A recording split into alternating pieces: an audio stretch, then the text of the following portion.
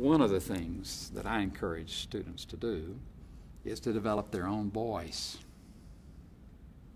Not simply to imitate. I think we can learn from other great speakers and preachers, but also to develop your own voice. And that can be a variety of things, but what you're doing with that question is you're asking, what are my gifts? Not what are his gifts or her gifts. What are my gifts? What do I bring? And okay, how can I bring those more into play and use those in the pulpit? One of the most famous definitions of preaching ever given, is often quoted, is that preaching is truth through personality. And so if you're developing your own voice, then your personality, your persona is going to come through, as well as the truth of the gospel is going to come through. So I encourage my students to find your gifts.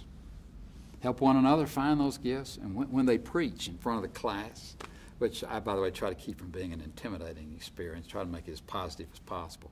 And we spend a good bit of time, okay, what did you see in your friend up there preaching that has some strength to it as a gift that they might develop even further and have more confidence in it, run with that beyond just schooling, about, when they're out doing the preaching in the pulpit and elsewhere. So that, to me, is an important thing. And frankly, to let the student know that they can preach. Now, they need to improve things. They need to find ways to get better, and that's also valid. But I want to instill in them a feeling, yes, I can do this, and indeed, I'd like to do it.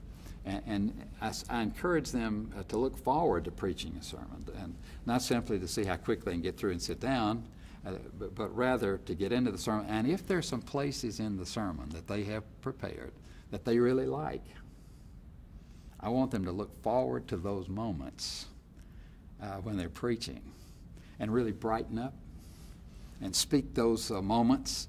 And my word to them is, you do that, the audience will brighten up when you do.